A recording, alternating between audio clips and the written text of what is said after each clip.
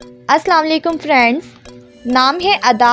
अदा नाम के मायने है नाज करने वाली। नाम है इफ़रोज़ा।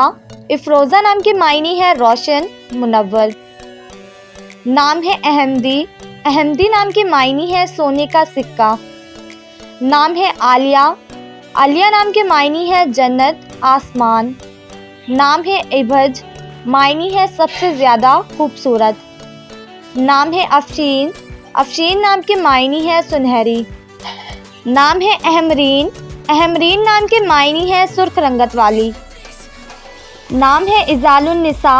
इज़ालुन्निसा नाम के मायने है इज़्ज़तदार। नाम है अब्रिज। मायने है खूबसूरत आँखों वाली। नाम है अंजुमन। अंजुमन नाम के मायने है कहकशा, महफिल। नाम है इंशरा। इंशरा नाम के मायने है ज़ाहिर। नाम है इफ़रा। इफ़रा नाम के मायने है नेमत, माहिर। नाम है अंजलीना। अंजलीना नाम के मायने है मासूम, शरीफ। नाम है अंबर। अंबर नाम के मायने है आसमान, फलक। नाम है अजबा। मायने है अरब में अजबा दरख्त का नाम। नाम है इमामा। इमामा नाम के मायने है रहनुमाई करने वाली।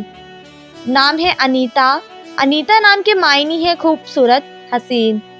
नाम है इफ़रोज़। इफ़रोज़ नाम के मायने है चमकदार, रोशन। नाम है अकबरी। अकबरी नाम के मायने है बड़ी, बुलंद।